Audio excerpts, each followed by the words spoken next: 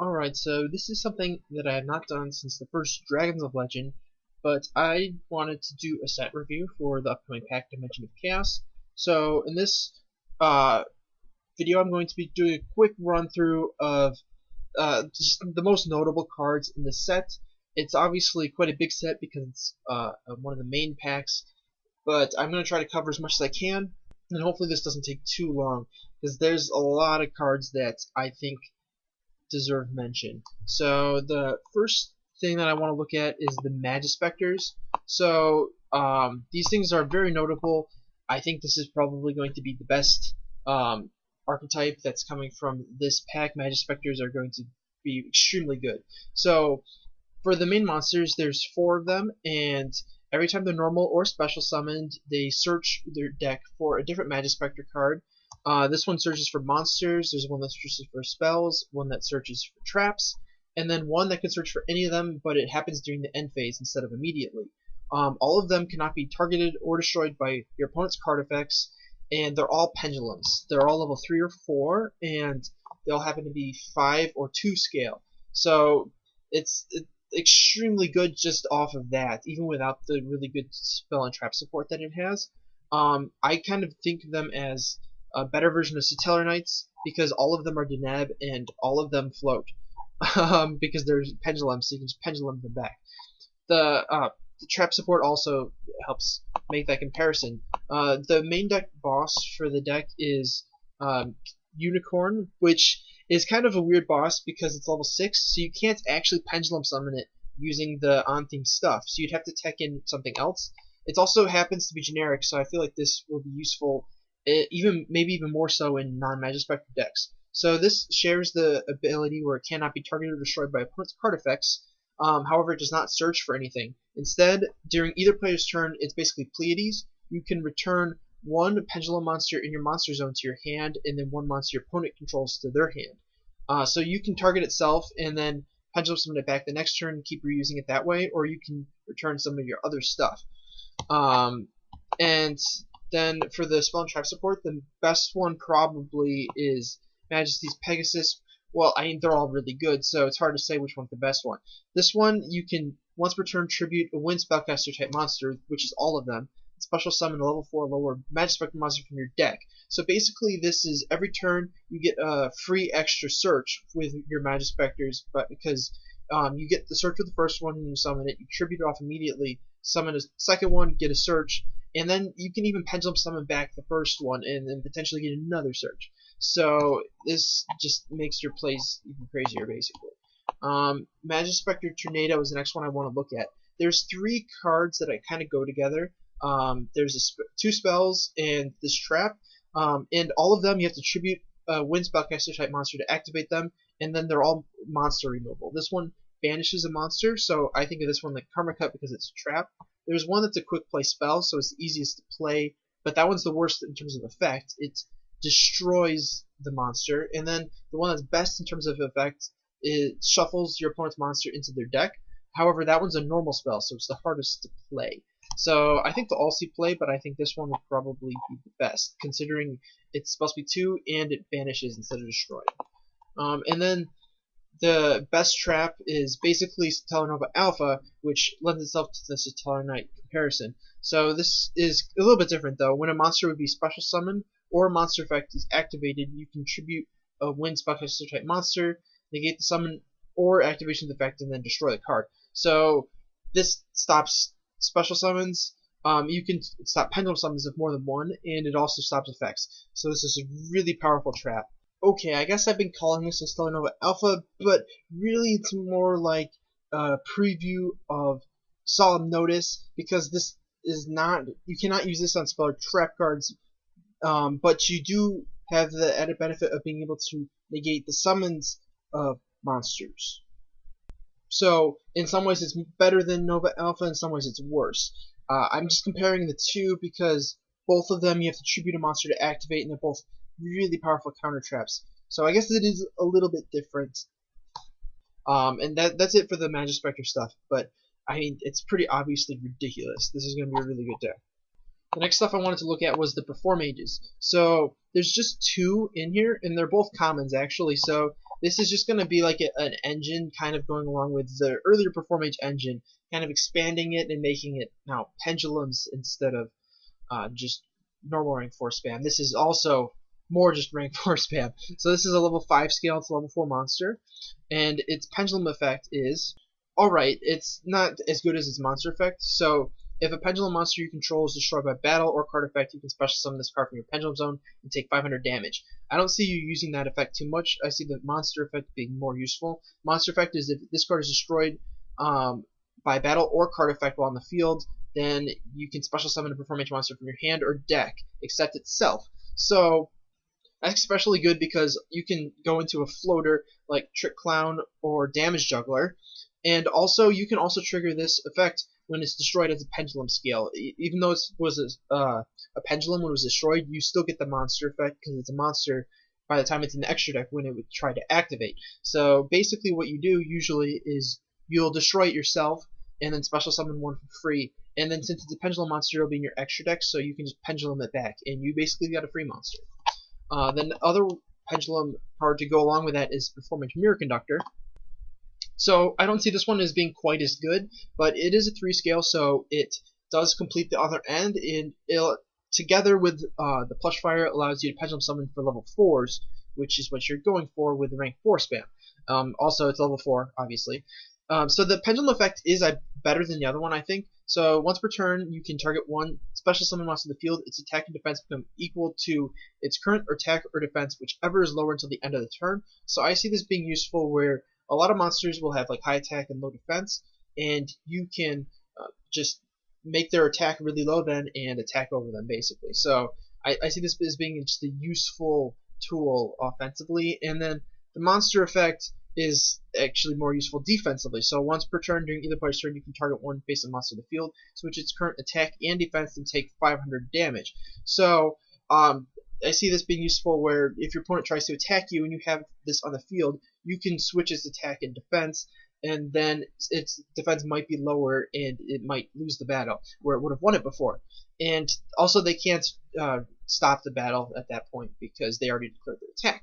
So it kind of wards off attacks, I guess, which is pretty nifty. The only downside there is it only has 1400 defense, so it might not be living too many battles to make use of that effect. More so than anything, I think this is good because it's a Performage that happens to be a pendulum that works with Plush Fire. And the next thing I want to take a look at is Graydles. So I'm not quite sure how good this is going to be, but I can tell it's going to be really obnoxious to play against.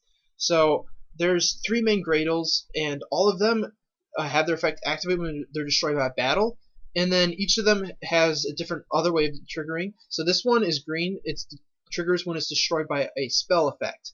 And then there's a purple one or pinkish one that's when it's destroyed by trap effect, and then one that's when it's destroyed by monster effect. So that's pretty easy to remember. And all of their effects are the same when they trigger. You target one face-up monster your opponent controls, equip this card to that monster, and then you take control of it. And then when it leaves when this card leaves the field, the monster it's equipped to is destroyed. So basically, these just sit on the field, and then they take their opponent's monsters and use those. That's the entire theme of the deck, basically. So you basically have to try to work around that if you're playing against it. Kind of weird. So then the other one that's a little bit different in the deck is Graydles Slime. So this one is a level 5, so it's a bit harder to get out. You can special summon this when it's in your hand or graveyard by destroying 2 Graydle monsters, or Graydle cards, I should say, that you control. There are continuous spell and trap cards that you can destroy. And you can only do that once per turn. And when it's summoned this way, you target 1 Graydle monster in your graveyard and special summon in defense mode. So this is level 5, and it's also a tuner, and then all the other ones are level 3. So basically, it's designed to make level 8 synchros, and at the same time, you're destroying potentially 2 Graydle monsters, so you're potentially taking control of 2 of your opponent's monsters. So it's a little awkward being a level 5 because it's a combo piece, obviously. So you have to have a good hand otherwise, but it can create really powerful plays. And this is what you're mainly going into. This is the level 8 synchro for the theme, and it does require 1 aqua type tuner, which this happens to be aqua, so you can go into it. The effect is when this is synchro summon, you target cards your opponent controls up to the number of water monsters used for the synchro summon of this card. That'll be 2 usually because the tuner and non-tuner are both water. And then you destroy them. So you get to destroy 2 cards. That's pretty good right there, just starting off. And then if this card is destroyed by battle or card effect and sent to the graveyard, you can target one other water monster in your graveyard and special summon it, but its effects are negated. So that actually doesn't really matter that its effects are negated, because the effects are happening in the graveyard when you're destroying them. So basically it's floating into a free Graydle monster whenever it's destroyed. So there's not very much risk in making this. So this is a very strong boss for the deck. And then they've got a few spell trap support. The best one I'm thinking is Graydle Impact. So this one has 2 effects, and you can only use one of them per turn. So the first effect is really interesting removal. So you target one other Graydle card you control and one card your opponent controls and destroys them. So this is a way of destroying your opponent's cards while triggering your Graydle monsters. So you can like summon a Graydle monster, destroy it, destroy one of your opponent's spell or trap cards, then you get your Graydle monster's effect with trigger, and you get to take one of your opponent's cards. One of their monsters, I should say.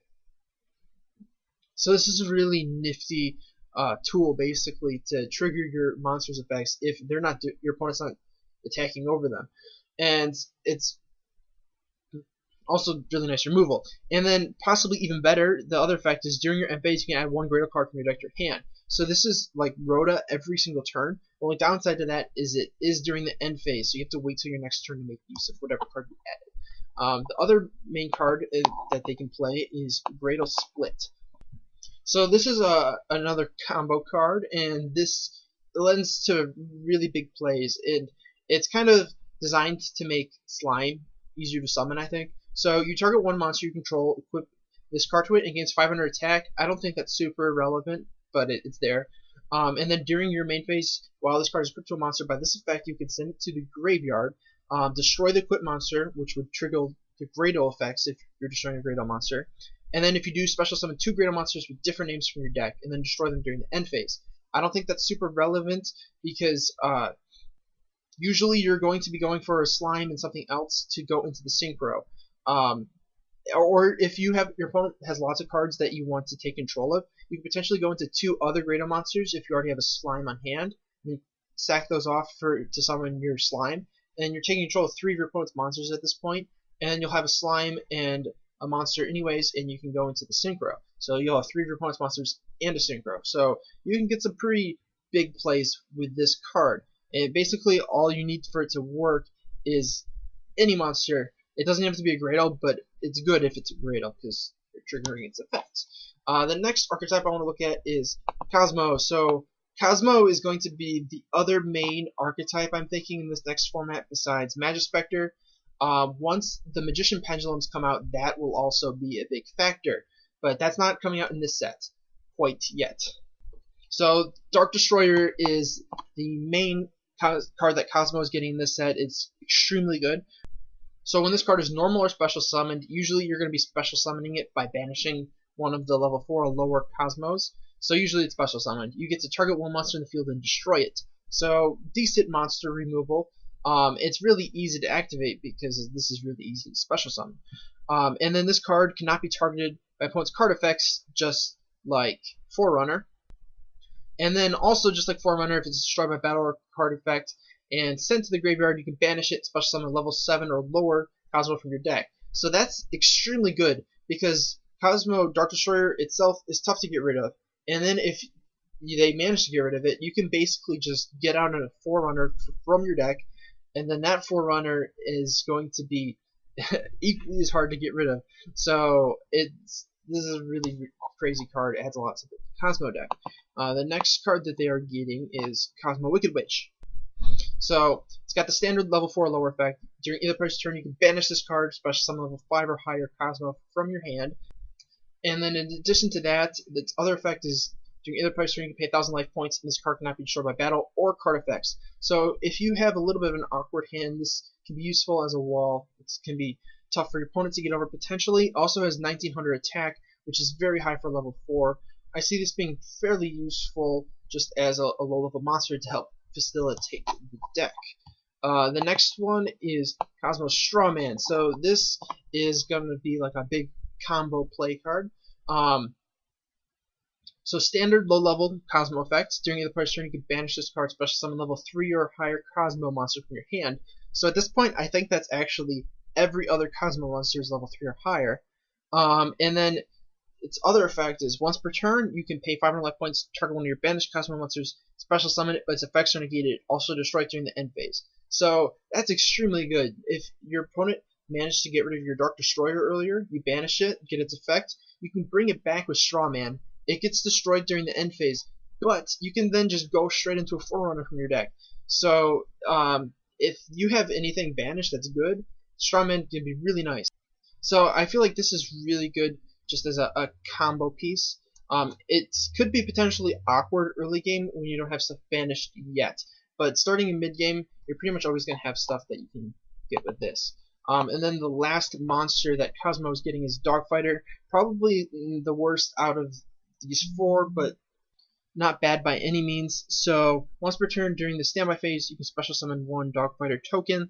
It's the same stats as this, so level 6, 2000 attack, 2400 defense. And then it has the same traditional Kozmo effect. If it's destroyed by battle or card effect, banish it from your graveyard and special summon one level 5 or lower Kozmo monster from your deck. So I mainly see this being as good because it's a level 6, so it's in between Forerunner and Slip Rider. So if you need to, you can basically go from the Forerunner down to this and then down to the Slip Rider. So you have another level there to work with. The effect can be good because you're putting 4,000 damage on board right there just with this and its token. The only problem is it's during the standby phase, so it's kind of an awkward time for it to activate. I see its effect being not super useful, but also not bad. Alright, so next I'm going to be going through the Blackluster Soldier archetype. So first of all, we have the Ritual Monster, which is the main monster that the deck is made to work around. So it doesn't have too great of an effect itself, but it ends up being good because of the support. So the effect is if this card destroys an opponent's monster by battle, it sends it to the graveyard, inflict damage equal to its attack while it's in the graveyard. And if this card is destroyed by battle and sent to the graveyard, or if it's destroyed by your opponent's card effect and sent to the graveyard, you can special summon one Guy the Fierce Knight monster from your hand, deck, or graveyard. You only summon one of these per turn. So the burn damage effect is good for finishing games quickly, especially because you can make lots of your monsters attack twice because of the support with Blackluster Soldier stuff. And the fact that it floats into Guy the Fierce Knight, which you're going to be playing the new one anyways because it's good support for the deck, means it's got good survivability. It doesn't really count much when you commit it to the field. So overall, it's a solid monster, and the support around it is really good. So next two I'm going to be covering are 2 level 4s. I should note that you can only summon this using exactly level 8s. You can't go over. So that means that you're going to have to use like a 4 and a 4 or a 1 and a 7. Those are going to be your main ways. So you are going to want to play lots of level 4 monsters because that's the easiest way, honestly. So this one, when a Blackluster Soldier monster is ritual summon using this card, it gains these effects. Once per turn, you can target one monster your opponent controls and banish it, and then if this card destroys opponent's monster by battle and sends it to the graveyard, you can attack a second time. So if you ritual summon BLS using this, it gains the traditional effects of the normal BLS that everybody plays. So you'll have the burn effect when you destroy in addition to the normal effects. And also, if this card is banished from the graveyard, which you can do to normal summon or to special summon the normal BLS, or you can also banish it for the field for the ritual spell, which I'll get into later. So if this card is banished while it's in the graveyard, you can add a ritual spell from your deck to your hand. So it's got good value even after you've used it up in for the ritual summon. So it's really good support. This one is not quite as good because the effects it adds aren't quite as good, but it's the same idea. So this one, you can target one monster your opponent controls, banish it, so that's the same. And then the other effect it gains is you can banish one random card from your opponent's hand face down to your opponent's next end phase. I don't think that's quite as good because they're just going to be getting the card back. It does impact them probably, so it's not a downside having that effect, obviously. I think being able to attack twice is generally better. And then this one, when it's banished from the graveyard, you get to add a ritual monster instead of a ritual spell. So that goes very nicely with this one, and they happen to be light and dark, so perfect for that. And then here's the new Gaia. So you can normal summon this without tributing, and then its attack becomes 1900. So that's really good because it's not dead in your hand. You can actually summon it. It's a beat stick. 1900 is good attack. Also, if this card is tributed, so that's for tribute summon, or more likely tributed for the ritual spell, you can add a BLS monster from your deck to your hand. And that's any of them, so you can add the traditional BLS, which is pretty sweet. This also happens to be a light. Good for chaos stuff. And then to go with that as your level 1 option primarily is your Super Soldier Soul. So the effect is you can send one BLS monster from your hand to the graveyard, and then this monster's attack becomes 3000, and its name becomes BLS. So that's decent. Being able to normal summon 3000 attack monster is obviously good. The main downside is you do have to discard your card to use that. I don't see that being quite as good as its other effect.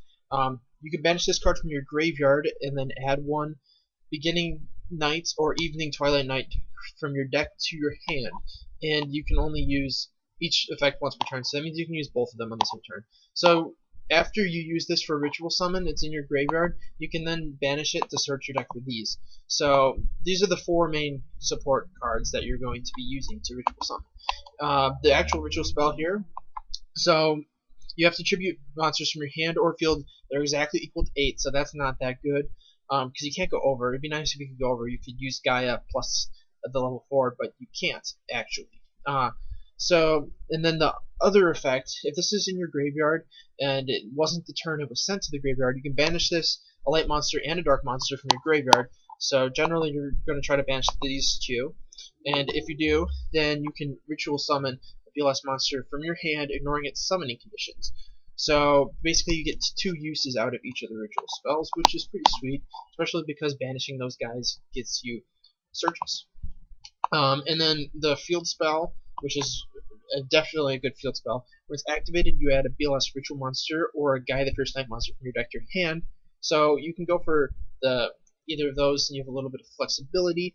And then each time a monster card is sent from your hand or field to the graveyard, you place a spell counter on this. So it's really easy to build up spell counters on this, especially if you're ritual summoning, because that'll put 3 on it right there from the spell, and then the 2 monsters you are sending. And then you can remove 3 spell counters from this once per turn to add a ritual spell from your deck to your hand. So this can get you the ritual monster and the ritual spell on its own. So it's a good search card. There's also 2 trap cards that the deck could probably play. I'm not going to cover them just to try to save some time. They seem decent, a little bit situational, but you'll probably play them. So the next thing I'm going to cover is the DDD deck. So this has a crap load of support cards in this set because all of the OCG imports were DDDs. So there's a lot to cover. The thing about the DDDs though is that even with all the stuff they're releasing, it's still incomplete. They don't have all the stuff out yet, and so it's kind of awkward. The deck doesn't seem like it'll be able to play properly. Just looking at the cards that they're releasing, I don't see it being as good of a deck as a lot of the other stuff that's coming out in this set. So this is the main low pendulum scale for them. It's a scale 1, and it happens to be a level 10 monster, which I think is specifically to make it difficult to pendulum summon this. So the pendulum effect is you cannot pendulum summon monsters except for DD monsters, and that cannot be negated. And then once per turn during your standby phase, you have to increase the scale by 2 and then destroy all monsters you control with a level lower than or equal to the pendulum scale. So these are specifically making the pendulum scales really awkward to use, which is not a good thing. So they're trying to, I think, encourage you to not leave the pendulum scale sitting on the field, because the whole idea of the deck is to try to have your continuous cards not sit on the field, because there's downsides worked into them. The monster effect I see is being pretty good though. That's the main reason you will want to play this, I think. During either player's turn, you can discard this card and then target one DD card or dark contract card you control, return it to the hand. So that means that can help you work around some of the downsides of the cards just sitting face up on the field. Overall, I'd say that this is kind of an awkward card to use, but it is the lowest scale that the deck has at the moment. So it's definitely something you are going to consider playing, because there are level 2 monsters that you would want to potentially be able to pendulum summon. Yeah, they specifically made this kind of awkward to use, which kind of sucks for that deck. And then the corresponding, the high scale, this one's a level 1 and a 10 scale. Its pendulum effect is exactly the same, except for you reduce it by 2 each turn instead of increasing it. So again, they're specifically trying to make it awkward. Going down to level 8 is also somewhat problematic, because this deck does play level 8 monsters. The monster effect I see as being definitely better than the other one, but still like somewhat awkward, because so when you normal summon or special summon, you can activate one of the two effects. You can target one other DD card you control, return it to the hand, or what you're more likely going to do is you add one Dark Contract card from your deck to your hand. So Dark Contract cards are the continuous spell and trap cards that the deck runs. Being able to book Stratos for them is pretty sweet. The main problem with this is that you can't actually pendulum summon this because it's level 1. So you're not going to be special summoning it too often because of that. It limits that. So usually you're going to have to spend your normal summon on this, which is, again, kind of awkward. But once again, this is the highest scale that the deck can play, so it has value stemming from that. Next card I want to cover is another low scale. This is Rebel King Leonidas. So this one does not have a negative side effect, which is definitely something you want to consider when playing it. You might want to use this as your low scale because it doesn't have the negative effects. So the pendulum scale is actually good. The pendulum effect is actually good. So when you take effect damage, you can destroy this card, and if you do any effect damage that would inflict to a player this turn, increases life points by the same amount instead. And then the monster effect is when you would take effect damage, you can special summon this card from your hand, and if you do, you gain life points equal to the damage you took. And then it has a continuous effect where you take no effect damage. So lots of the cards on theme are designed to inflict damage to the owner of the cards. So this is basically a way of getting around that. It's also pretty handy being a level 7, so it's easy to pendulum summon, and it has good attack. 3 scale is pretty good. The only downside to that is you can't pendulum summon anything level 3 or lower, but your better monsters are the high level ones. So this is probably a good option to use as your low scale, especially considering the good effects all around. I actually see this as potentially a good card, generic speaking. You can tech this into decks if you have a problem with burn. Obviously that's not really an issue right now, but if there was ever a big burn deck that became meta, this is an obvious card that you could side deck as just a total out to that. The main decked monster is this guy. So this is another pendulum monster, and this guy's a level 8 and a 5 scale. The scale's not the best, but you're mainly using this guy as a monster rather than as a spell. So the pendulum effect, if you summon a DD monster during the damage, except during the damage step, you can target one DD monster in your graveyard.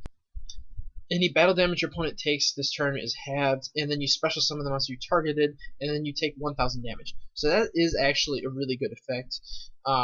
So whenever you're basically you're going to pendulum summon, and then you special summon one from your grave. It's somewhat awkward actually getting monsters in the grave that aren't pendulums, but this deck can play DD monsters that are not pendulums, and in addition, if you do exceed summon, which this deck does do, then those monsters will end up going to the graveyard, and then you can use them there to special summon. I'd argue that the monster effect is even better, actually, though. This card's normal or special summon. Usually you're going to be pendulum summoning in this. You can target one DDD monster in your graveyard and special summon it. You can only use this effect once per turn, and then additionally, once per turn you can contribute one other DD monster, target one monster your opponent controls, and banish it. So those are both 2 good effects. And this is this is probably the best main deck monster. It's got good pendulum effect, good monster effect. It's level 8, which helps you make the rank 8 that the deck plays that happens to be really good. And it's got decent stats. The attack is a little low, but very good defense.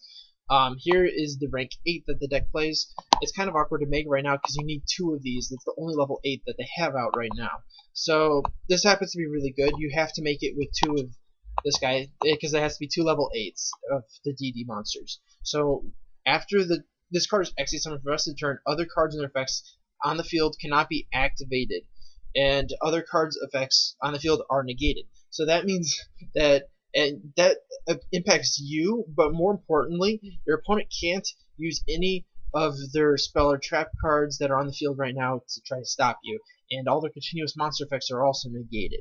So, and then once per turn, during either player's turn, you can detach a material, destroy all spell and trap cards on the field. So, quick play Heavy Storm is obviously really good.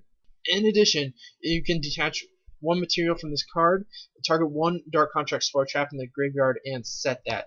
And we haven't gotten to those yet, but I've already mentioned the Dark Contract are the main spell and trap support for this deck, and they are all pretty good continuous cards, basically.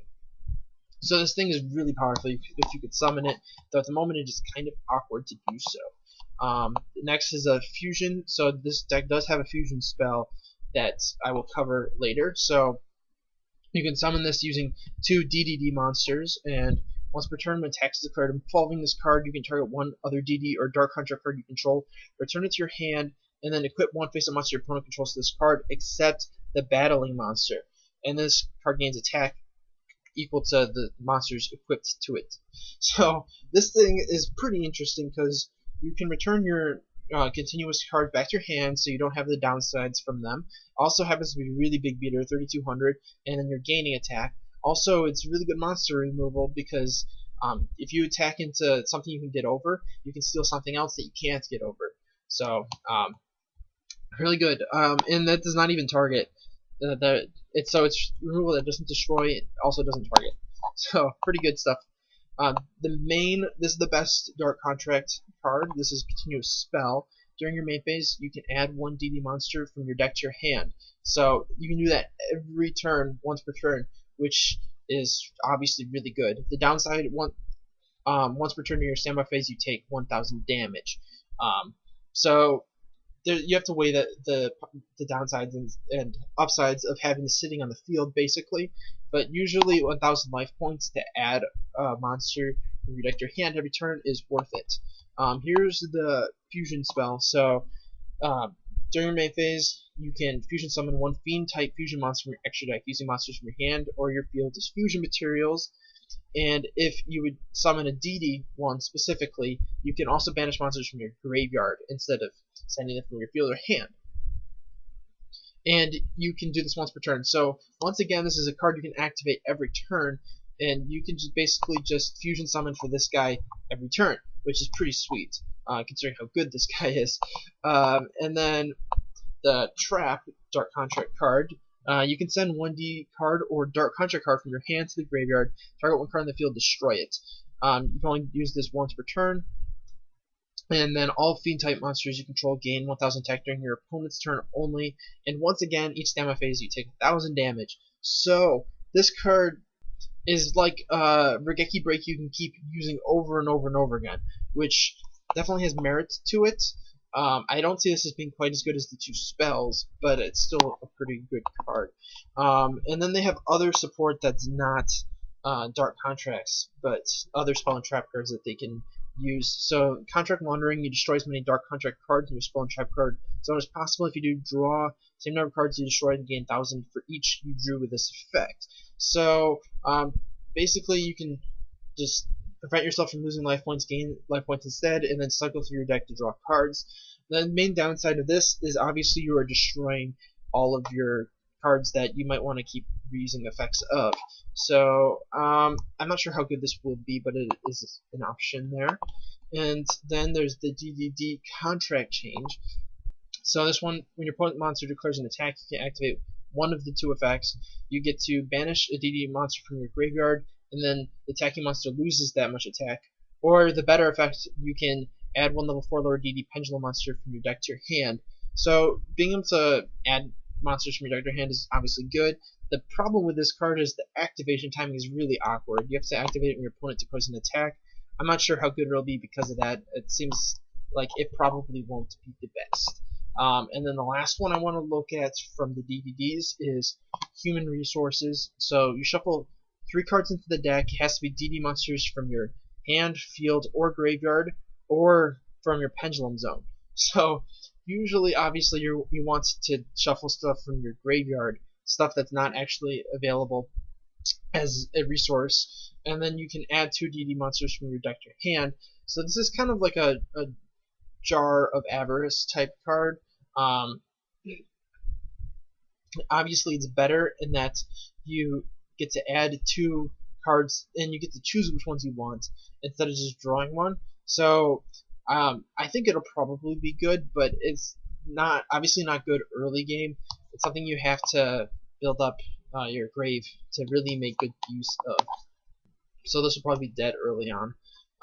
The last archetype I wanted to take a look at in this set is Kaijus. So I don't think the Kaijus are getting really that great support. I don't think they'll be very much better than they are at the moment. But I do like the deck, so I wanted to take a look at it. So this has the same summoning conditions as all the old Kaijus, and then its effect is during either player's turn when your opponent activates a card or effect, except this. So if your opponent has one of them, you can't negate theirs, I guess. You can remove 2 Kaiju counters from anywhere on the field, negate the activation, and banish that card. So this is really good because it's kind of like a better Herald of Perfection, almost, because you're banishing it instead of destroying it. I think this is probably being the best Kaiju at this point. The obvious downside is it's only 2200 attack, which is the lowest. And the other downside I see is that you can still only control 1 Kaiju, so it's kind of hard to make use of this because you can't really have anything else on the board except for this. If you could have this and the Humongous on the field at the same time, that would be really strong. And then the other one, this is probably the worst Kaiju out of the 4 of them so far, but it's still not bad. So it's got the same summoning conditions, it's got 2800 attack, and then once per turn you can remove 2 Kaiju counters from anywhere on the field and special summon a Radiant token, which is 2800 attack. And it cannot be used as a synchro material. So basically, this is a way to push in damage. That's all I really see this being good for. I suppose you can special summon this to your opponent's side of the field and then nuke their board with a Dogoran instead of having to use 2 Dogorans to do that play. So that's an option that you can do with this. So I think this is probably the worst one, but still not bad. And then the trap is decent. Nothing amazing. It'll probably be used, but it could have been a lot better. So once per turn, if there are less than 3 Kaiju counters on this, you can target 1 Kaiju monster in the field, change it to face down defense position, then place 1 Kaiju counter on this card. And then if this card in your possession is destroyed by your opponent's card, and then sent to your graveyard, you can draw 2 cards. So I see that second effect as like happening basically never.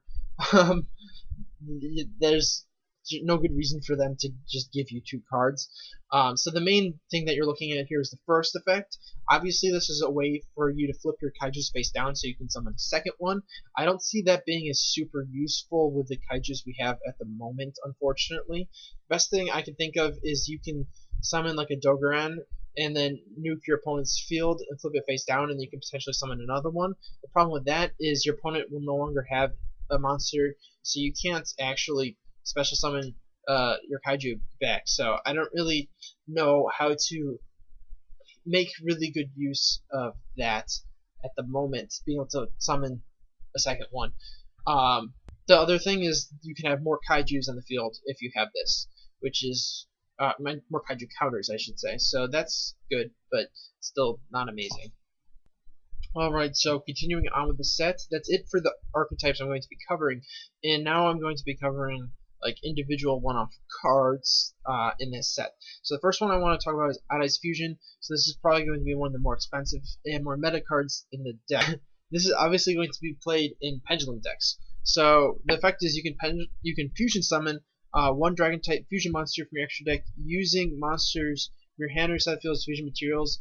Also, if your opponent controls 2 or more monsters and you control none, you can instead use up to 2 Odd-Eyes monsters in your extra deck as materials. So this is just, it's not that great on its own. The reason you would want to play this over something else is because this is searchable from the deck using Sky Iris, which you're already going to be playing to search your Odd-Eyes monsters.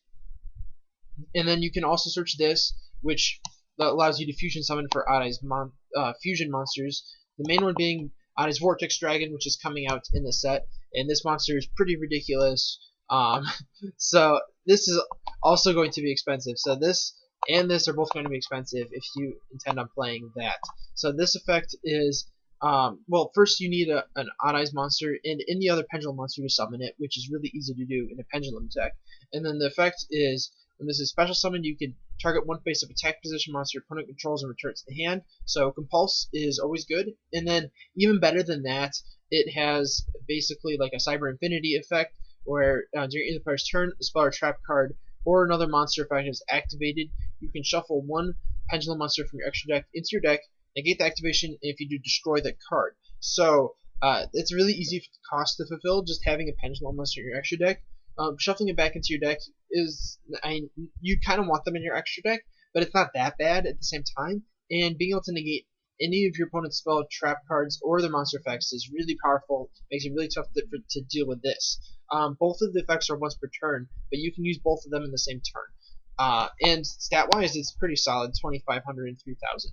So this is a really strong card, and there are other fusion monsters you can go into with this, but this is going to be the best one, in my opinion. Next one I want to cover is, this is basically a generic Xseed for Pendulum decks, and you're probably going to play this in every Pendulum deck.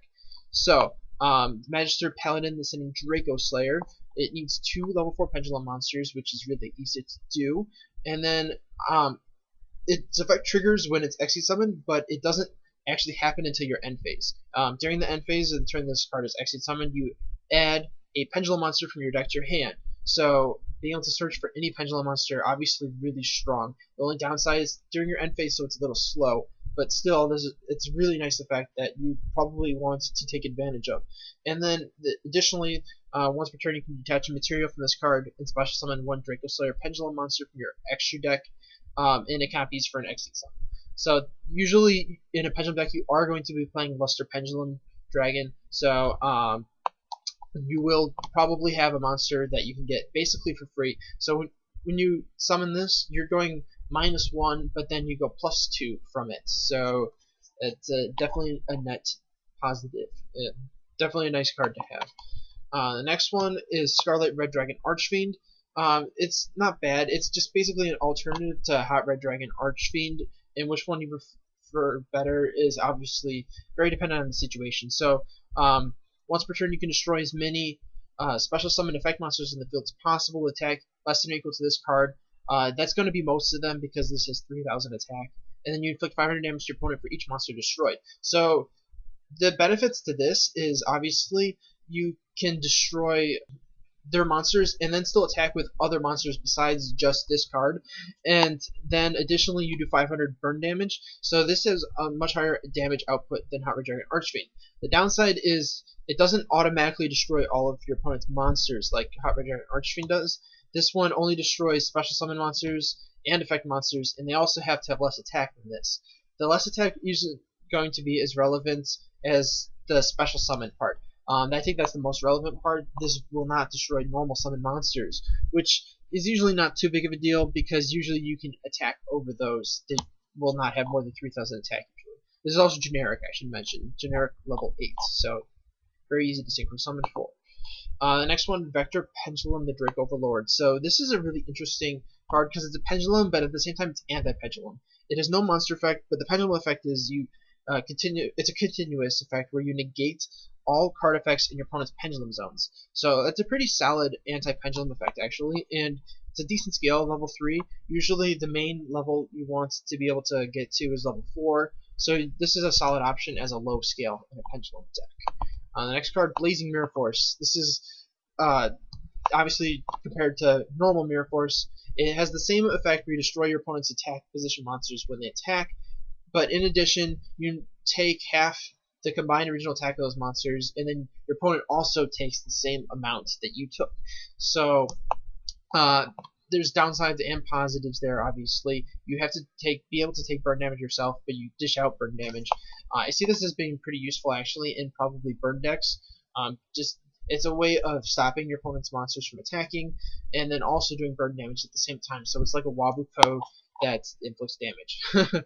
So it's probably going to be pretty good in those. And in other decks, it's obviously an option over Mirror Force, and depending on how much damage you can take yourself compared to how much you're inflicting to your opponent will be the determining factor between the two. Next one is a really strong card, I think, against mainly Pendulum decks. So Grand Horn of Heaven, when your opponent would special summon a monster or more than one monster during their main phase, you negate the special summon if you do destroy their monster, and then your opponent draws one card and ends their main phase. So I think if you're just using this to negate like an Xseed monster or something like that, it's probably not worth it because your opponent is drawing a card to replace it, and you're losing this. So you're not really winning out card advantage wise. But if your opponent is pendulum summoning for a lot of monsters, then this can be worth it because Blackhorn of Heaven no longer works the way it used to. So this is one of the better answers to being able to just deal with all of the pendulum monsters, because when you negate the summon, they go to the grave instead of going to the extra deck. And ending the main phase is really good too. That alone might be worth the downside of drawing one card, but I guess we'll have to see. This is also a common, by the way, so you can easily pick those up. The next card, Painful Escape. This is the only TCG exclusive that is not Kozmo or Kaiju, which I think is honestly kind of lame. I want more new cards that aren't just archetype based, but this one is really cool. Unfortunately, it's a secret, but you contribute one monster and then add one monster of the same original type, attribute, and level, but different name from your deck or graveyard to your hand. So I still am not really sure just off the top of my head where you would use this, but this is a type of card where I think it is going to be really good somewhere at some point in time, just because there's such a wide range of cards that are going to be searchable because of this card. Yeah. The next one, Pot of the Forbidden. So this is a level 9 flip effect monster, so it's really kind of awkward getting onto the field, but its flip effects are really strong. When it's flipped, you activate one of the 4 effects. The options are draw 2 cards, so Pot of Greed, return all spell and trap cards on the field to the hand, so Giant Grenade, destroy all monsters your opponent controls, Regeki. This is obviously the worst out of the 4. And then look at your opponent's hand, also shuffle 1 card from the hand to the deck. And that one is the Forceful Sentry. The 3 effects besides Regeki are really strong, so if you can come up with a way to abuse this, that could potentially be a good card. And then the next one, Legendary Fisherman 3. So this one has really good effects, but once again, it's a little bit awkward to summon. So it cannot be normal summoner set, has to be special summoned from your hand, attributing 1 Legendary Fisherman, and cannot be special summoned in other ways. When this is special summoned, you banish all monsters your opponent controls, and this card cannot attack that turn. That's still good. Not being able to attack is too bad because you 2,500 damage, but at the same time, banishing all your opponent's monsters is really strong. That's a great way to get rid of cards. And then once it's on the field, it cannot be destroyed by battle or card effects. And it's unaffected by spell and traps cards. So basically, you have to use a monster effect to get rid of it without destroying it. It's actually not too difficult. You can basically just like Castell it or 101 it. But it's protected against spell and traps, which is obviously strong. And then once per turn, you can return as many cards your opponent has banished as possible to the graveyard, and then the first battle damage or effect damage your opponent takes this turn becomes doubled. That's the main reason I think you can't attack the first turn, because you'd be doing 5,000 damage, which is a lot. But still, this is a pretty solid effect. If you can attack directly with something else that turn, say you summon something with 2,000 attack, it's 4,000 right there. So overall, a really strong card, just kind of awkward to summon because Legendary Fisherman is a level 5 with not really any easy way to summon it. Next one, interesting card, Shuffle Reborn. So this is kind of weird. If you control no monsters, you target one in your graveyard, special summon it, its effects are negated, and then it's banished during your end phase. And you can also banish this card in your graveyard, and then target one card you control, banish 1 card from your hand during the end phase of the turn, shuffle the card that you targeted on the field into your deck, and then draw 1 card. So lots of stuff going on here. What it boils down to is basically you can use this card, special summon something from your graveyard. Its effects are negated, but you can still attack with it. And then you're probably going to banish it that same turn, and shuffle the card you just summoned into the deck to prevent it from getting banished. And then you only have to banish 1 card in your hand, and then you get to draw 1 card. So You're still going -1 with that play, but it's potentially good just to get some damage in and go through your deck a little bit more by drawing. I could see this being a good card in something, but it's a little weird. Next card, Pendulum Area. So this is a trap that for Pendulum decks, if all monsters you control are Pendulum monsters, target 2 cards in Pendulum Zone, destroy both of them, and then neither player can special summon monsters for this turn except for Pendulum Summon. So this is like a 1-turn Vanity's Emptiness for Pendulum decks. The main thing that's downside to this is you have to go -3. Assuming you're getting rid of 1 card of advantage from your opponent by preventing them from special summoning, it's -2, which isn't as bad. It's also not as bad because you can still Pendulum Summon back the cards you're destroying, but it's kind of awkward in terms of card advantage, and it's a little bit situational. I feel like, especially if your opponent is going to be Pendulum Summoning themselves, and this still lets them Pendulum Summon. So it's an interesting card. I don't think it'll be played too much, but it's an option for Pendulum decks. And the last one I want to look at, lots of cards here. Painful Decision. So this is normal support. You can send 1 level 4 lower normal monster from your deck to the grave, and then add 1 monster with the same name from your deck to your hand. So this is really, really good support for any normal decks. Normal Pendulum cards can be searched through this, which is probably the main way this is going to be played, to be honest. So that's it for my review for Dimension of Chaos cards. I'm sure there's a bunch of stuff I missed just because there's just so many cards to talk about in here. Lots of good stuff. But I tried to cover as much as I could. Hopefully you guys all enjoyed the video. If you did, be sure to check out some other stuff.